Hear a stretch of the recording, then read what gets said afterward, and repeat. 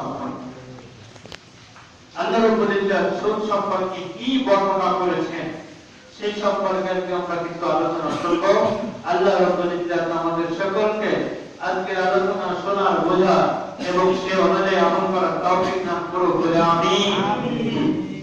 সুদ অত্যন্ত ভয়াবহ একটা জুল এবং কঠিন পাপের একটা কাজ। এই পাপ কাজ থেকে মুমিনরা যদি বিরত থাকতে না পারে তাহলে তারা ধ্বংস হবে। আল্লাহ রাব্বুল ইজ্জত আমাদের সকলকে এই জঘন্যতম কাজ থেকে হেফাজত করুন বলে আমিন। আমিন। আবু হুরায়রা রাদিয়াল্লাহু তাআলা আনহু বর্ণিত তিনি বলেন, রাসূল সাল্লাল্লাহু আলাইহি ওয়াসাল্লাম ইরশাদ করেছেন, এমন একটা জামানা আসবে যেই জামানায় মানুষেরা সুদে লিপ্ত হয়ে যাবে। বলে নাউযুবিল্লাহ। সাহাবীরা আরজ করল, ইয়া রাসূলুল্লাহ, ইয়া হাবিবাল্লাহ, সেই জামানায় কি ঈমানদার লোকেরাও সুদের সাথে জড়িত হয়ে যাবে? রাসূল সাল্লাল্লাহু আলাইহি ওয়াসাল্লাম বললেন, যারা সুদের সাথে জড়িত থাকবে না তাদের পায়ে এই ধুলি পুড়িয়ে দিয়ে রাখবে। বলে নাউযুবিল্লাহ। তার মানে ডাইরেক্ট হোক ইনডাইরেক্ট হোক সে সুদের সাথে জড়িত হয়েছে। অন্যায় করা, অন্যায় সহা সমান অপরাধী। আল্লাহ রাসূল সাল্লাল্লাহু আলাইহি ওয়াসাল্লাম বলেছেন, সুদ দাতা, সুদ গ্রহীতা, সুদের লেখক, সুদের সাক্ষী সকলের উপরে আল্লাহ লানত করেন। নাউযুবিল্লাহ। সকলের প্রতি আল্লাহ রাসূল সাল্লাল্লাহু আলাইহি ওয়াসাল্লাম লানত দিয়েছেন, অভিশাপ দিয়েছেন। আল্লাহ এই জঘন্য কাজ থেকে আমাদের সকলকে হেফাজত করুন বলে আমিন। আমিন। সুদ বাংলা শব্দ, আরবিতে রিবা বলা হয়। আল্লাহ রাব্বুল ইজ্জত পবিত্র কোরআনে রিবা শব্দ ব্যবহার করেছেন। রিবার সংজ্ঞা হলো কুল্লু ফারদি জাররা নাফআত ফাহুয়া রিবা। প্রত্যেক মানুষ যেটা মানুষকে কর্জ দিয়ে থাকে, ঋণ দিয়ে থাকে, কুল্লু ফারদি প্রত্যেক এমন ঋণ জাররা নাফআত যার থেকে একেবারে কোনো পরিমাণ কোনো ফায়দা হাসিল করে, কোনো উপকার গ্রহণ করে থাকে, ফাহুয়া রিবা, সেটাই হলো সুদ। বলে নাউযুবিল্লাহ। কি বুঝলাম আমরা সংখ্যা থেকে? আমরা সংখ্যা থেকে কি বুঝলাম? আমরা সংখ্যা থেকে বুঝলাম, আমরা যদি কোনো মানুষকে অর্থ দিয়ে সহযোগিতা করে থাকি বা যে কোনো কিছুর বিনিময়ে যদি আমরা সহযোগিতা করে থাকি এবং সেই সম্পদটা ফিরিয়ে নেওয়ার সময় যদি যা পরিমাণ ফিরিয়ে নেওয়ার সময় হোক অথবা অন্য যে কোনো সময় হোক, যদি একেবারে সরিষার দানা পরিমাণ কোনো উপকার গ্রহণ করে থাকি তাহলে সেটাই হবে সুদ। আর এই সুদ সম্পর্কে আল্লাহ রাব্বুল ইজ্জত সূরা বাকারা 275 নম্বর আয়াত থেকে 281 নম্বর আয়াতের মধ্যে বিশদভাবে বর্ণনা করেছেন, যেটা আপনারা সংক্ষেপে একটু শোনার চেষ্টা করব। আল্লাহ তৌফিক দান করুন বলে আমিন। আমিন। সুদ এমন একটা পাপের কাজ, আল্লাহ রাসূল সাল্লাল্লাহু আলাইহি ওয়াসাল্লাম বলেছেন, সুদের 70টা বড় বড় গুনাহ রয়েছে, 70টা বড় বড় পাপ রয়েছে। যেরকম 1 নম্বর পাপ হলো সবচেয়ে বড়, 2 নম্বর তার চেয়ে একটু ছোট, 3 নম্বর তার চেয়ে একটু ছোট। এইভাবে বড় থেকে ছোট নিতে নিতে নিতে নিতে সুদে সর্বনিম্ন যে পাপ, যে গুনাহ, সেটা হলো একজন লম্পট, একজন চরিত্রহীন মানুষ তার চরিত্র যত খারাপ থাকুক না কেন, যেমনি ভাবে সে মনের ভিতরে করার কল্পনাও করতে পারে না। কিন্তু আল্লাহ রাসূল সাল্লাল্লাহু আলাইহি ওয়াসাল্লাম বলছেন, সুদের সর্বনিম্ন যে পাপ, সেই পাপটা হলো নিজের মায়ের সাথে জিনা করলে যে গুনাহ, সেই পরিমাণ গুনাহ তার আমলনামায় লিখে দেন। বলেন আউযুবিল্লাহ। আজকে আমাদের সমাজ সেই সুদের সাথে জড়িত। এই সুদের এক নম্বর শাস্তি হলো, এক সবচেয়ে বড় পাপ হলো, আল্লাহ বলছেন কিয়ামতের দিন সেই সুদকারকে আল্লাহ বলবেন, আজকে তোমার সমস্ত অস্ত্র শস্ত্র প্রস্তুত করো, আমি আল্লাহ এবং আমার রাসূলের সাথে তোমাকে যুদ্ধ করতে হবে। বলে আল্লাহ।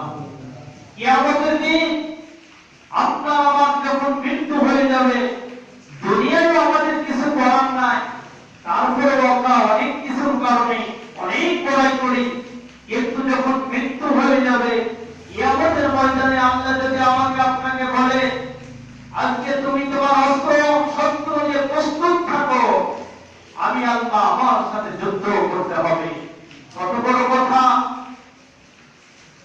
বর্তমান যে সমস্ত যুদ্ধ পরিচালিত হয়, যে সমস্ত অস্ত্র ব্যবহৃত হয়, আল্লাহ রাব্বুল ইজ্জতের হুকুমে সবকিছু হয়ে থাকে। আমরা বলে থাকি, আল্লাহ রাব্বুল ইজ্জতের বিনা হুকুমে একটা গাছের পাতা পড়ে না, পাতা নড়ে না। আর সেই দিন সেই আল্লাহর সাথে যুদ্ধ করার জন্য আপনি আমি প্রস্তুত থাকবো। কত বড় কথা, কত বড় ব্যাপার! সচেতন হতে হবে মুসলমান, সচেতন হতে হবে। সুদ আমাদের সমাজে বিভিন্ন অজুহাতে প্রবেশ করেছে, বিভিন্ন অজুহাত দিয়ে এটাকে জায়েজ করার চেষ্টা করেছে, কিন্তু কোন অবস্থাতেই সুদ সমর্থন দেয় না। এটা সমাজকে শোষণ করে, এটা দরিদ্র মানুষকে চুষে চুষে খায়। মানুষ যখন অসহায় হয়ে মানুষের দ্বারে যায়, তখন এই সুযোগটাকে মানুষ কাজে লাগানো শুরু করে। আর এই বিপদে পড়েই মানুষ যখন মানুষের দরজায় যায়, সেই সময় মানুষ বিভিন্ন সুযোগ খোঁজার চেষ্টা মাধ্যম দিয়ে আমাদের সমাজে সুদ একেবারে প্রত্যেকটা স্তরে প্রবেশ করেছে। এই জন্য আমাদেরকে এই জঘন্যতম পাপ থেকে বিরত থাকার চেষ্টা করতে হবে। দেখি আল্লাহ রাব্বুল ইজ্জত পবিত্র কোরআনে সুদ সম্পর্কে কি বর্ণনা করেছেন। আল্লাহ রাব্বুল ইজ্জত পবিত্র কোরআনে সূরাতুল বাকারা এর 275 নম্বর আয়াতে বলেছেন, আল্লাযীনা ইয়াকুলুনা আর-রিবা লা ইয়াকুমুনা ইল্লা কামা ইয়াকুমুল্লাযী ইয়াতাখাব্বাতুহুশ শাইতানু মিনাল মাস। আল্লাহ বলেন, আল্লাযীনা ইয়াকুলুনা আর-রিবা, যারা সুদ খায়, লা ইয়াকুমুনা ইল্লা কামা ইয়াকুমুল্লাযী ইয়াতাখাব্বাতুহুশ শাইতানু মিনাল মাস। সে কিয়ামতের ময়দানে পতিত হবে কবর থেকে এমন অবস্থায় যেন শয়তান তাকে স্পর্শ করে তাকে জ্ঞান হারা করেছে, তাকে মোহিত করেছে।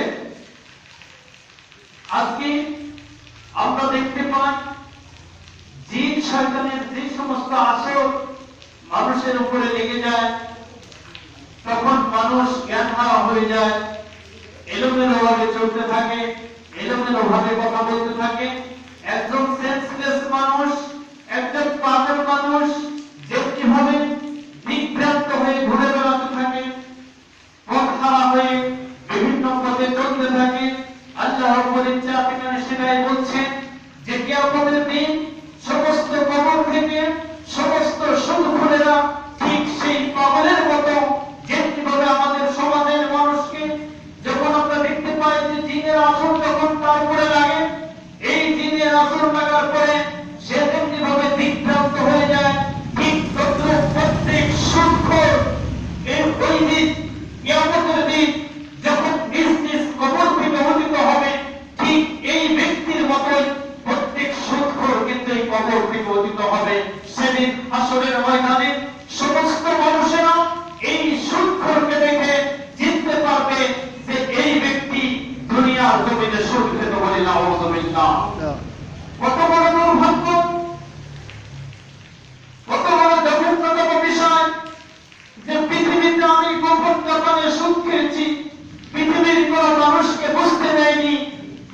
কবর থেকে যখন আমি উত্থিত হব, আমি যখন কবর থেকে উঠে যাব, তখন আল্লাহ রাব্বুল ইজ্জত আমাকে এমন ভাবে কবর থেকে উঠাবে, আমাকে দেখে অন্যান্য সমস্ত মানুষেরা বুঝতে পারবে যে পৃথিবীতে এই ব্যক্তি সুদ খেয়েছে।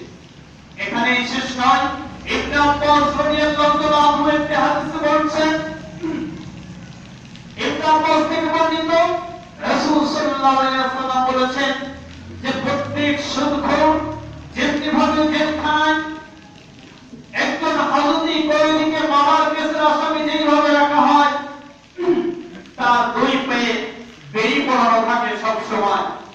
সবচেয়ে বড় সন্ত্রাসী মারার কেসের আসামি যারা, বড় বড় ডাকি আসামি যারা, তাদেরকে জেলখানার মধ্যে শৃঙ্খলাবদ্ধ করে রাখা হয়, তাদেরকে ছোট্ট ছোট্ট কয়েদখানার ভেতরে বন্দী করে রাখা হয়।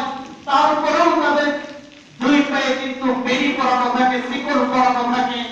সেই শিকল অবস্থায় তারা সমস্ত কোর্ট কাছারিতে উপস্থিত হয়। ইবনে আব্বাস বলেন, রাসূল সাল্লাল্লাহু আলাইহি ওয়াসাল্লাম বলেছেন, সমাজের সুদখোরেরা তোমরা ভালো করে শিক্ষা গ্রহণ করে সমাজে যারা এই সুদের সাথে জড়িত, যারা সুদ দিয়ে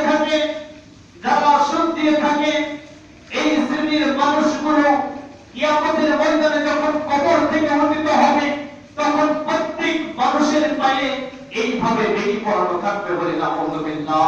আজকে আমি আমার সমাজে চুরি করে সুদ খাই, আজকে আমি আমার সমাজের কোনো মানুষকে বুঝতে দেইনি, কিন্তু কিয়ামতের ময়দানে সেটা আর লুকানো যাবে না। আমাকে দেখেই বুঝতে পারবে আমি পৃথিবীতে সুদের সাথে জড়িত ছিলাম। এরপরে আল্লাহ রাব্বুল ইজ্জত কি বলছেন,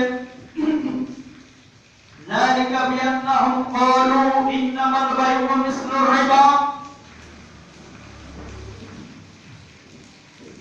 সেই সময় মানুষেরা যুক্তি দেখাতো যে সুদ তো ব্যবসার মতো, ইন্নামাল বাইউ নিশ্চয় ক্রয় বিক্রয় হলো মিসলুর রিবা, সুদের মতো। তাহলে ক্রয় বিক্রয় যদি বৈধ হবে, সুদ কেন অবৈধ হবে? এইভাবে তারা যুক্তি দেখাতো। আজকে আমাদের সমাজেও এরকম যুক্তি কিন্তু আমরা দিয়ে থাকি। বিষয় হচ্ছে, আমি আমার ব্যক্তিগত জীবনে মানতে পারি আর না পারি, আমাকে সত্য কথা বলতে হবে। আমরা বিভিন্ন ভাবে সুদকে জায়েজ করার পন্থা করি। বিশেষ করে আমাদের মহল্লায় যে সমস্ত সমিতিগুলো চালু আছে, আমি কোরআনের আলোকে কথা বলছি। ইতিপূর্বে আমরা যা করেছি, আল্লাহ রাব্বুল ইজ্জত আমাদেরকে মাফ করুন বলে আমি আমাদের সমাজে যে ব্যবস্থা প্রচলিত রয়েছে, এই ব্যবস্থাকে আমরা জায়েজ করার চেষ্টা করি এভাবে যে আমরা নিজেরা এখান থেকে সঞ্চয় জমা করে থাকি, আর এখান থেকে আমরা ঋণ নিয়ে থাকি, আর এখানেই আমরা অতিরিক্ত কিছু টাকা দিচ্ছি, তাহলে কিন্তু কেন সুদ হবে? কিন্তু সুদের সঙ্গে আমি প্রথমে বলে আসছি, কুল্লু কর্মী যারা নাফআন ফাহুয়া রিবা, প্রত্যেক এমন ঋণ যার দ্বারা বিন্দুমাত্র কোনো উপকার হয়েছে, সেটাই হলো সুদ। আমি যদি আমার বাপের কাছ থেকে 10 টাকা নিয়ে, তাকে 10 টাকা নেওয়ার জন্য যদি 11 টাকা দান করে থাকি, সে আমার বাপ, তারপরেও সেটা হবে রিবা, সেটা হবে সুদ। আর এই সুদ হলে, এই সুদ দিলে, এই সুদ খেলে যে সমস্ত শাস্তির কথা আল্লাহ রাব্বুল ইজ্জত বর্ণনা করেছেন, সেই শাস্তিগুলো আপনাকে আমাকে নিতেই হবে, কোনো সন্দেহ নাই। সূরাতুল বাকারা, পবিত্র কোরআনের 2 নম্বর সূরা 275 নম্বর আয়াত থেকে 280 নম্বর আয়াত পর্যন্ত বিস্তারিতভাবে আপনারা অধ্যয়ন করতে পারেন। এখানে আমার বানানো কোনো কথা আমি আপনাদের সামনে বলছি না। এই জন্য অন্যায়কে অন্যায় বলতে হবে। আমি অন্যায়কে মানতে পারি না, আমি সেটা মেনে চলতে পারি না, সেটা আমার দুর্বলতা, সেটা আমার ব্যর্থতা। তবে অন্যায়কে অন্যায় আমাকে বলতেই হবে। তো যাই হোক, সেই সময় মানুষ বলতো যে বেচা কিনা ক্রয় বিক্রয় তো সুদের মতো, তাহলে বেচা কিনা যদি হালাল হয়, তাহলে সুদ কেন হারাম হবে সেই যুক্তিটাও আল্লাহ রাব্বুল ইজ্জাত এখানে তুলে ধরেছে। এরপরে আল্লাহ রাব্বুল ইজ্জাত বলে দিয়েছেন ওয়া আহাল্লাল্লাহুল বাইআ ওয়া হারামার রিবা, নিশ্চয় আল্লাহ রাব্বুল ইজ্জাত তোমাদের জন্য ব্যবসাকে হালাল করেছেন এবং সুদকে তোমাদের জন্য হারাম করেছেন। তাদের যুক্তিকে আল্লাহ রাব্বুল ইজ্জাত এখানে খণ্ডন করে দিয়েছেন। আমি কয়েকটা তাফসীরের উদ্ধৃতি দেখলাম যেটা এখানে বলেছেন যে একটা দুগ্ধপায়ী শিশুর প্রতি মা যতটা করুণাময় হতে না পারে, আমার আল্লাহ রাব্বুল ইজ্জাত তার চেয়ে বেশি বেশি ওই সন্তানের প্রতি বেশি করুণা দেখায়। এখানে বলে সুবহানাল্লাহ। এটা এই জন্য আল্লাহ রাব্বুল ইজ্জাত দয়া মায়া মমতা ভালোবাসাকে 100 টুকরা করলেন। 100 টুকরাকে এক ভাগ পৃথিবীর সমস্ত মাখলুকাতের মধ্যে ভাগ করে দিয়ে 99 ভাগ মায়া মমতা ভালোবাসা আল্লাহ রাব্বুল ইজ্জাত নিজের কাছে রেখে দিলেন। তাহলে এক ভাগ তমাম মাখলুকাতের মধ্যে ভালোবাসাকে ভাগ করে দেওয়ার পরে আমার মা যতটুকু পেয়েছে, যতটুকুর মাধ্যমে আমার মা যতটুকু আমাকে ভালোবাসে, তার চেয়ে 99 গুণ আল্লাহ রাব্বুল ইজ্জাত আমাকে আপনাকে ভালোবাসে বলে সুবহানাল্লাহ। এই জন্য তাফসীরকারক সেখানে বলছেন আল্লাহ রাব্বুল ইজ্জাত ব্যবসাকে হারাম করেছেন, সুদকে হারাম করেছেন এই জন্য যে তোমাকে আল্লাহ রাব্বুল ইজ্জাত ভালোবেসে ব্যবসার মধ্যে তোমার জন্য আল্লাহ রাব্বুল ইজ্জাত কল্যাণ রেখে দিয়েছেন বলে সুবহানাল্লাহ। আর সুদকে নিশ্চিন্ত করে, সুদকে হারাম করে আল্লাহ রাব্বুল ইজ্জাত এটার মধ্যে তোমাদের জন্য কল্যাণ রেখেছেন বলে সুবহানাল্লাহ। এই সুদের মাধ্যমে পৃথিবীর অনেক মানুষ ভিটে ছাড়া হয়েছে, বাড়ি ছাড়া হয়েছে, একবার সব কিছু ধ্বংস করে দিয়েছে। এখন অসংখ্য নদী রয়েছে। ইসলাম কখনো এই ধরনের শোষিত, এই ধরনের জুলুমকে তো সাপোর্ট করে। এই জন্য আল্লাহ রাব্বুল ইজ্জাত আপনার আমার জন্য ব্যবসাকে হালাল করে দিয়েছেন এবং সুদকে হারাম করে দিয়েছেন। ব্যবসার মধ্যে আল্লাহ রাব্বুল ইজ্জাত যাবতীয় বরকত ঢেলে দিয়েছেন এবং সুদের মধ্যে যাবতীয় ধ্বংস ঢেলে দিয়েছেন। সুদ কতটা জঘন্যতম, যদিও ইসলামের সাথে সেটা কোনো সম্পর্কিত বিষয় নাই, তারপরও দেখেন সমাজের যেই সমস্ত মানুষেরা সুদ খেয়ে থাকে, আপনি পূর্বেও শুনেছি যে যখন গরু অসুস্থ হয়ে পড়ত, পোকা লেগে যেত অথবা ঘরে যখন চুলচুলে হয়, তখন এই সুদখোরের নামগুলো রেখে সেই ঘরের ভিতরে রাখে, এইগুলো রাখতে রাখে সেগুলো সরে যায়। তাহলে দেখেন সমাজের মানুষও কিন্তু এই সমস্ত সুদখোরকে ভালো চোখে দেখে না। এই জন্য আমাকে সুদকে সুদই বলতে হবে, হারামকে হারামই বলতে হবে। আল্লাহ রাব্বুল ইজ্জাত রাসূল সাল্লাল্লাহু আলাইহি ওয়াসাল্লাম আমাদেরকে জানাচ্ছেন, হযরত ওমর রাদিয়াল্লাহু তাআলা আনহু আমাদেরকে বলছেন হাদিসের মাধ্যমে, তিনি আফসোস করে বলছেন আল্লাহ রাসূল সাল্লাল্লাহু আলাইহি ওয়াসাল্লাম সুদ সম্পর্কে একেবারে বিশদভাবে বিশ্লেষণ করার পূর্বে পৃথিবী ছেড়ে চলে গেছেন। ওমর রাদিয়াল্লাহু আনহু বলছেন, আমি সুদ সম্পর্কে পুরোপুরি তাফসীর বোঝার আগে আল্লাহ রাসূল সাল্লাল্লাহু আলাইহি ওয়াসাল্লাম পৃথিবী ছেড়ে চলে গেছেন। বড় আফসোস, আমি রাসূল সাল্লাল্লাহু আলাইহি ওয়াসাল্লাম থেকে বিস্তারিতভাবে সুদ আমি এখনো বুঝতে পারি নাই। তবে হে রাসূলের উম্মতেরা, হে রাসূলের সাহাবীরা, হে জনমানুষেরা, তোমরা শোনো, তোমরা সুদকে চিরতরে পরিহার করো, সুদকে চিরতরে তোমরা বর্জন করো এবং যে সমস্ত সন্দেহযুক্ত বিষয় আছে সেই সমস্ত বিষয় থেকে তোমরা হেফাজত থাকো। রাসূল বলছেন হালাল স্পষ্ট, হারাম স্পষ্ট, অতএব তোমরা হালালকে গ্রহণ করো, হারামকে চিরতরে বর্জন করো। আর যেই সমস্ত বিষয় সন্দেহ আছে, এই সন্দেহমূলক বিষয় থেকে তোমরা দূরে থাকো। সেখানে একটা উদাহরণ উপস্থাপন করেছে এমনি ভাবে যে একজন রাখাল তার বেশ কিছু বকরি চড়াচ্ছেন একটা চারণ ভূমির পাশে। এই চারণ ভূমির পাশে বকরি চড়ছে।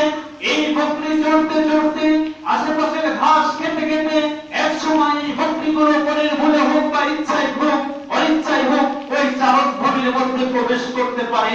ঠিক তদ্রুপ ভাবে একজন মানুষ, একজন ইমানদার ব্যক্তি যদি এই অস্পষ্ট বিষয়গুলোর আশপাশে ঘোরাঘুরি শুরু করে দেয়, তাহলে এক সময় সেই প্রত্যেক ঈমানদার বিভ্রান্তির মধ্যে পড়ে যেতে পারে, হারামের মধ্যে ঢুকে যেতে পারে, এই সুদের মধ্যে ঢুকে যেতে পারে। এই জন্যই বলছেন হালাল স্পষ্ট, হারাম স্পষ্ট। অতএব হালালকে গ্রহণ করো এবং হারাম থেকে বিরত থাকো, এবং যেই সমস্ত সন্দেহযুক্ত বিষয় আছে সেই সমস্ত সন্দেহযুক্ত বিষয় থেকে তোমরা অনেক দূরে থাকো। এখানেই শেষ নয়, আল্লাহ রাব্বুল ইজ্জত বলছেন এখন আমরা কম বেশি সকলেই সুদের সাথে জড়িত, তাহলে এতগুলো শাস্তি রয়েছে। এখন আমরা যারা সুদের সাথে জড়িত, এখন আমাদের কি করণীয়, এখন আমরা কি করব, সেই বিষয় আল্লাহ রাব্বুল ইজ্জত এখানে এই আয়াতের শেষ অংশে সেটা বর্ণনা করেছেন। আল্লাহ রাব্বুল ইজ্জত বলছেন ফামান জাআহু মাউইযাতুম মির রাব্বিহি ফান্তাহা ফালাহু মা সালাফা। আল্লাহ রাব্বুল ইজ্জত বলছেন এখন যাদের কাছে এই উপদেশ চলে আসলো, যারা জানতে পারলো যে সুদ হারাম, ইয়ামহাকুল্লাহু রিবা, আল্লাহ রাব্বুল ইজ্জত সুদকে নিশ্চিন্ত করে দিয়েছেন, সুদকে চিরতরে নিষিদ্ধ করে দিয়েছেন। এই উপদেশবাণী তাদের কাছে আসার সাথে সাথে যারা এই সুদের পথকে পরিহার করতে পারবে, সুদকে নিশ্চিন্ত করে দিতে পারবে, সুদের পথ একবার ছেড়ে দিতে পারবে, তাহলে পূর্বের যেই কাজগুলো করেছে এই সমস্ত কাজের ভার আল্লাহ রাব্বুল ইজ্জতের উপরে নির্ভর করবে। আল্লাহ রাব্বুল ইজ্জত তাদের পূর্বের গুনাহগুলো সব মাফ করে দেবে। সুবহানাল্লাহ। আল্লাহ রাব্বুল ইজ্জত কোরআনের মাধ্যমে জানাচ্ছেন যে আপনারা এখন বর্তমান প্রেজেন্টে সুদের সাথে জড়িত আছি, সুদ দিচ্ছি, সুদ নিচ্ছি, সুদের লেখক ছিলাম, সুদের সাক্ষী ছিলাম, এই ধরনের কাজের সাথে আপনি আমি যারা জড়িত আছি, এখন থেকে যদি আমরা সেই পথকে বর্জন করতে পারি, আমি জানতাম না আল্লাহর কোরআন শিক্ষা দিয়ে দিয়েছেন যে যদি আমরা সেই পথকে পরিহার করতে পারি আল্লাহ রাব্বুল ইজ্জত পূর্বের সমস্ত গুনাহগুলো মাফ করবেন। সুবহানাল্লাহ। আর যদি আমরা পরিহার করতে না পারি তাহলে ওমান আদা ফাউলাইকা আসহাবুন নার। সব মুসলমানেরা এই কথার পরেও যদি তোমরা সেই সুদের সাথে জড়িত থাকো তাহলে ফাউলাইকা আসহাবুন নার, তাদের ঠিকানা হবে জাহান্নাম। বলি নাউযুবিল্লাহ। আল্লাহ রাব্বুল ইজ্জতের কোরআনের কথা, আমার কথা নয়। সূরাতুল বাকারা 275 নম্বর আয়াতের শেষ অংশ, ফাউলাইকা আসহাবুন নার। এই কথা শোনার পরে আল্লাহ বলে দিলেন, সুযোগ দিলেন। ওই যে যদিও ইতিহাস আপনারা অনেকেই জানেন, যুদ্ধের সময় যে সমস্ত সরকারের একটি বাহিনী ছিল, সরকার একটা সুযোগ দিয়েছিল, যেই সুযোগে যদি তোমরা তোমাদের অস্ত্র জমা দিয়ে দিতে পারো তাহলে তোমাদের সব ক্ষমা করে দেওয়া হবে। যারা অস্ত্র জমা দিয়েছিল তারা সাধারণ ক্ষমা পেয়ে গিয়েছিল। ঠিক তদ্রুপ ভাবেই কিন্তু আল্লাহ রাব্বুল ইজ্জত তোমাদের একটা সুযোগ দিয়েছে। যারা এই সুদের লেনদেনের সাথে জড়িত আছো, এখন থেকে জানতে পারলে তোমরা সুদকে পরিহার করে যদি তোমাদের মূল টাকাগুলো ফিরিয়ে নিতে পারো তাহলে আল্লাহ রাব্বুল ইজ্জত পূর্বের সমস্ত গুনাহগুলো মাফ করবেন। সুবহানাল্লাহ। আর এই কথা শোনার পরেও যদি এই পথকে তোমরা অবলম্বন করে থাকো, সুদের উপরে যদি তোমরা অবিচল থাকো, আল্লাহর কসম করে বলছি আল্লাহ রাব্বুল ইজ্জত পবিত্র কোরআনের মধ্যে আপনাকে আমাকে জানাচ্ছেন ফাউলাইকা আসহাবুন নার। ওই ব্যক্তি হবে জাহান্নামী। শুধু একদিনের জন্য নয়, 2 দিনের জন্য নয়, আল্লাহ রাব্বুল ইজ্জত কোরআনের মধ্যে স্পষ্টভাবে বর্ণনা করেছেন হুম ফিহা খালিদুন। সেই জাহান্নামে সেই সুদখোর চিরস্থায়ীভাবে জাহান্নামের মধ্যে অবস্থান করবে। বলি নাউযুবিল্লাহ। আমি একজন ইমাম সাহেব হিসাবে যদি কোন সুদখোর মৃত্যুবরণ করে আর আমি তার জন্য যদি কবরের পাশে দাঁড়িয়ে চোখের পানি ছেড়ে ছেড়ে দোয়া করি, আল্লাহ রাব্বুল ইজ্জত কখনো তার জন্য কিন্তু কবুল করবে না। সেটা এই জন্যই আল্লাহ রাব্বুল ইজ্জত আজ থেকে 1450 বছর আগেই ফয়সালা দিয়ে চলেছে, যে সুদখোরের জন্য তুমি দোয়া করো আর যাই করো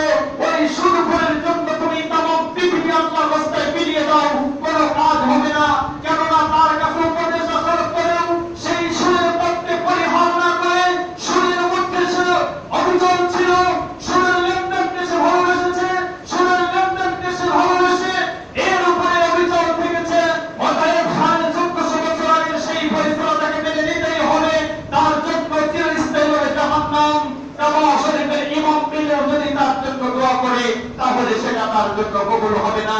কেননা এই উপদেশ আসার পরেও সে সুদকে পরিহার করতে পারে। আমার কথা নয়, পবিত্র কোরআনের কথা। তাহলে আপনি আমি সুদের সাথে জড়িত থেকে যত কাজগুলি করে না কেন, আমার সেই কাজ আমার কোনো পরিত্রাণের উপায় হতে পারে না, আমার কোনো মুক্তির ব্যবস্থা দিতে পারে না। কেননা আল্লাহ রাব্বুল ইজ্জত তো পূর্বেই ফয়সালা দিয়ে রেখেছেন যে তার জন্য তো জাহান্নাম বরাদ্দ, এবং এই জাহান্নাম তো একদিনের জন্য নয়, 2 দিনের জন্য নয়। আমাদের সমাজের যে প্রচলিত ব্যবস্থা রয়েছে, 3 দিনে মিলাদ দাও, 40 দিনে খানা করো, ইত্যাদি ইত্যাদি করো, এবং তার নামে মাদ্রাসায় দান করো, মসজিদে একটা ইট কিনে দাও, যাই কিছু করো না কেন, সুদের সাথে যদি তোমার 1 টাকা লেনদেন করা থাকে, তাহলে তোমার জন্য কিন্তু জাহান্নাম ফয়সালা হয়ে থাকবে।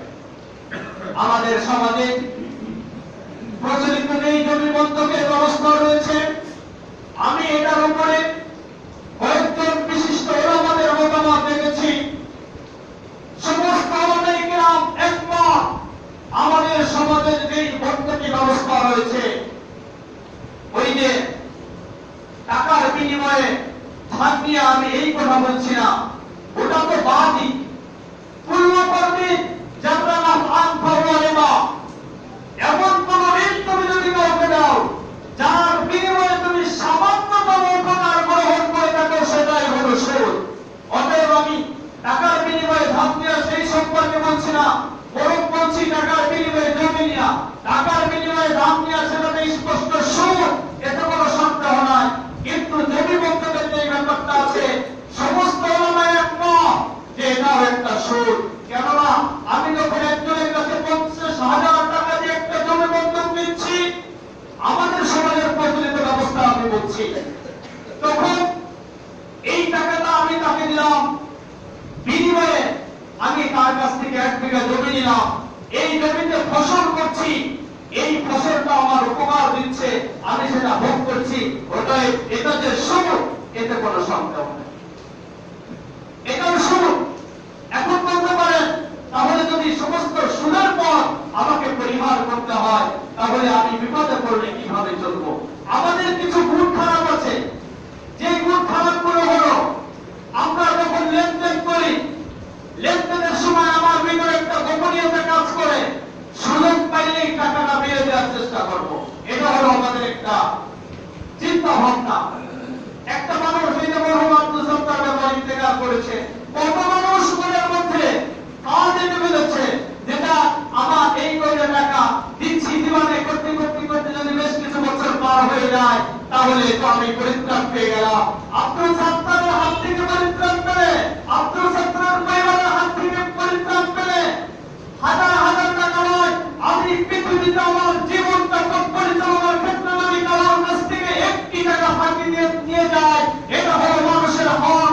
আল্লাহ যত বড় ক্ষমতাশীল হোক না কেন, আমি যদি মানুষের বৃত্তমাত্র কোনো হক মেরে কবরে যাই, আল্লাহর কসম করে বলছি, ওই ব্যক্তির কাছ থেকে ক্ষমা না নেওয়া পর্যন্ত আল্লাহর জান্নাত তার কপালে জুড়বে না।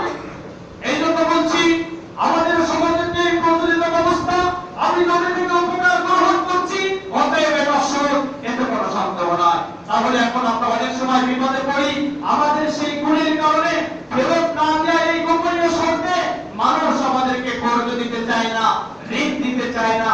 তাহলে এখন কি করব? ওলামারা সুন্দর একটা ফয়সালা সেখানে দিয়েছেন যে জমি কিন্তু ইজারা দিয়া, ভাড়া দিয়া, আমাদের যেটা প্রচলিত আছে লিজ, এটা কিন্তু আবার যায়। তবে এর ভিতরেও আমাদের কিছু ভেজাল আছে।